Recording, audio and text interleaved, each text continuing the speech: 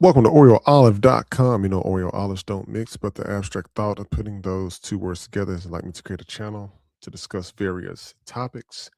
And so on today's episode, I was up last night and I was just looking for the news. You might as well go ahead and get you something to drink while we're at it here because we have a kind of a a heartbreaking story, to be honest with you. Never would have thought we're here at least about this on the news. And I know people are robbed every day in different cities across the globe, but it's a little bit different when it is a child, of course, involved. But what we're looking at here was a story that was out on the news. If you're from the area, Memphis, Tennessee metropolitan area, whether you're in Marion, West Memphis, South Haven, um, you know, and the different surrounding cities. Of course, it's going to hit a little bit different for you because we all should be aware of it. But apparently, what was going on is there's a 7-year-old that was robbed at gunpoint, and this happened. This happened here in Memphis, Tennessee. 7-year-old child robbed at gunpoint, and this this is a bigger issue at hand that we definitely need to know about. Definitely needs the news needs to be spread, and of course, the person that did this most definitely needs to be called for sure. And you can definitely look at this online on the WREG.com. It is was title. You can type in 7-year-old shaken after robbery. And this came out on March the 20th, which was yesterday evening around 6:26 p.m. And this, of course, was just on the News 3 WREG site so that you can take a look at the video, listen to the video. I'm not going to show the video on the channel because I don't want to, put an underage child on the screen here. But you can definitely take it upon yourself to go and most definitely look at it from that point. And while we are here, what I'm going to do is I'm going to just add the web link into here so that you can see it. It's going to be in the description as well, so you'll be able to see it as you're going through. But pretty much, there's the web link. You can take a look at it. Go look at the news story yourself. Make sure you understand what's going on. But apparently, what happened is this young kid was walking home from a Riverview Community Center near his home around 9 p.m. And when he said there was a teenager had pinned him on the ground and stole two $5 bills from his pocket. And I just want to kind of go through a couple of things so that we kind of can wrap our head around the story. And I normally don't cover, different stories like this because I don't like, to I just don't like bad news. However, with me being and living and from around the area, here, Memphis. You have Memphis, Tennessee. You have West Memphis. You have Marion. You have South Haven. All these different communities are around the Memphis metropolitan area. So anything that pretty much goes on in Memphis, you're going to hear from WREG. You're going to see it on the news and all that. But this young kid was walking home around 9 p.m., which is already a scary thing um, to me here because it's even myself. I don't like being outside. Real late, and I wish there was like more information in the news article here because it definitely sounds scary. 10-year-old or 7-year-old walking home at 9 p.m. on Wednesday night, and then of course getting pinned to the ground from what they was said was a teenager stole two $5 bills from his pocket. And according to the police report, I'm just going to go through the report, even though I told you can go and read it on on the site, perfectly fine. But I'm just going to just kind of go through it so we kind of get the context here. But according to the police report, Harder and one of his friends were robbed, and his mother told WREG that the total of three boys were robbed by two teenagers. So it was three kids and two teenagers came along and robbed him. who they recognize from the neighborhood. So the kids look like they recognize the people that have robbed them, of course. And what happened was, he said, I heard one say, don't do it because he's going to get his mama. And he still did it. So that means that the one of the kids or the teenagers that robbed this little boy knows this little boy, knows his mom is and has to be from the same community. So it's not going to be very, very hard for them to find them. And I really hope that they do find them. And then it says he pinned him down. He put his knees on his leg so he couldn't move, and he pointed a gun on the little boy's leg. And the little boy was holding his pockets, trying to protect himself. And when he pulled my hand out of my pocket, he got in my pocket and stole my money. So the little boy did what he could to try and protect himself. And his mother, of course, who did not wish to be identified, and we can understand that, being on the news and everything. Sometimes people just, of course, don't like to show their face on the screen, but the little boy's face is on the screen. I'm kind of wondering why the news put the underage child's face there, which I didn't think that you're supposed to do that, but there's WREG. And the mother, of course, said she's angry because her son was traumatized from by what happened. Of course, any child that's going to be outside and that experiences this is going to be traumatized. This little boy has to live with this for the rest of his life, for sure. And the thing is, his mother let them know that he doesn't, leave the porch. He was scared to walk around the neighborhood because he doesn't know if it's going to happen to him again, as any kid should. And I remember back in our times growing up, we were able to go across town or way down the street on our bikes, and we didn't have a issue with people doing anything remotely like this to us, because for one, everybody knew us within the community.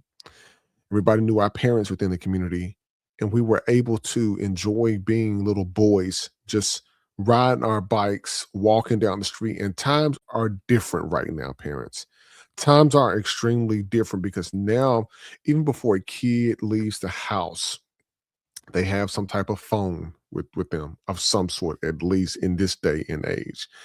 And even though we may think that our communities are safe, as a parent, you should still most definitely make sure that you keep most definitely a close eye on the little ones out there, because they're not going to be able to protect themselves, especially when you have fools like this that turn around and do these different things.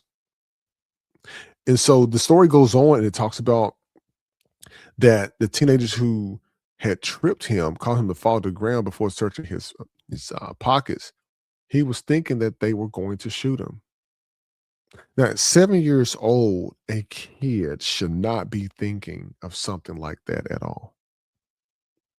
And I'm bringing this story to you because, being a person who's lived around the Memphis area for a number of years, yes, indeed, we know there's crime that happens in Memphis. We know there's crime that happens everywhere. But we have to be extra, or take extra precautions, not only for the adults. If they're attacking kids like this, they meaning the people who would do stupid stuff like this, imagine what they would do to someone that's like your grandmom or your grandfather.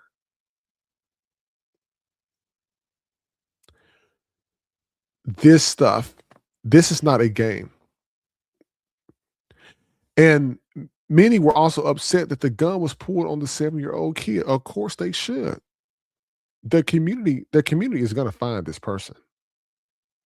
And some even offered to replace the stolen money, which is definitely a good deed. So that does show you that there are still good people within the community itself. And so what happens is, every community on this planet has some type of crime.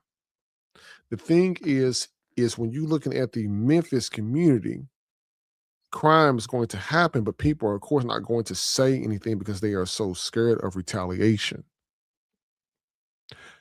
But they're scared a retaliation, and they will continue to do this stuff. But when it happens to their little nephew, this is somebody's little nephew. This is somebody's baby boy. And this kind of thing happens. This happens everywhere. This is not the first. This is not the last. This is just what has been reported. And some also question why the child were out or the children were out after dark. That is a great question. Great question. The way that we grew up is when the street lights came on, you better be on your way to the house. That's the principle that we had. That's the principle that every kid in our neighborhood had. And growing up, even when we even was in the house when the street lights came on, I looked outside the window, there were still kids walking up and down the street. But there was a different level of respect back then than what it is right now. But the mother did comment and say that the community center was right around the corner from her home. And so, right around the corner in our community could be literally right around the corner. It could be up the street. It can be a couple blocks down. That really depends. I'm not getting into the actual factuals exactly where the community center is from the mom's home. But the child was at a community center walking home around the corner or to home. And so you may have some people say, well, why wouldn't the mother go and meet the child or somebody from the household go meet the child and bring them home? A lot of times people kids will walk in a group, and I'm glad the little boy was in a group and had two other kids that were there with him. But would the circumstances have changed if an adult was able to walk the kid home? So now the community is now on alert, and now there is a point in time where the community is now going to be on guard, and they should absolutely be able to watch and overlook as the kids are playing and walking down the street. Now it's a community thing because this person that did this obviously is from that same community. And so WRAG, they got a video up. They showed the street where the boys were robbed, and it looks like that you can see the community center. Just definitely go and look on the channel there for the WREG. You'll definitely see it. And the parent was told that the police are checking the cameras in the area, and she hopes that the robbers are caught. And of course, if they have any information, they did post a number for the Crime Stoppers in there to report any information that you may be able to have on the specific story itself. But the whole, when you look at the whole story, kids walking from a community center with other children, and the two suspects push the kid to the ground, take two $5 bills out of the kid's pocket, and runs off into a field. And the child wasn't physically hurt, but the child is now mentally hurt because this is something different that he has never experienced, and nor should any child experience this. And so this is the kind of moment that's going to stick with this child for the rest of his life. Now, let's be real. Social media might help us figure out who did it. Now, social media is good at finding the tea on stories of actors and actresses and entertainers of who they're dealing with and things they have going on in their lifestyle. But when it comes to stuff like this, social media is quiet and these stories get swept under the rug.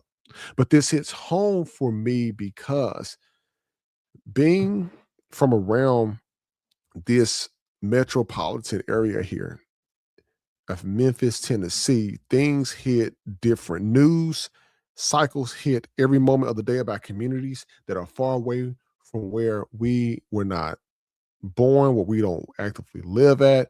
And it's hard to comment on stories that you are not familiar with the area. Because Memphis has its own culture, just like Chicago has its own culture. Memphis has its own culture. And Memphis is different. With every big city, of course, you're going to be on guard. But what really want to happen is, you know, This is definitely uncomfortable. This story is definitely uncomfortable, and this isn't just a robbery. This is a child being targeted, and imagine it being your child or your nephew or your little cousin. This is the time where accountability and leadership is most definitely needs to show up. So the questions that we have to ask ourselves is number one, where is the community protection? Where's the community protection with this? See, the community used to protect the elders, this community used to protect the kids, community used to protect itself to prevent people from doing bad things to other people. The second question is, where are the men watching over the community?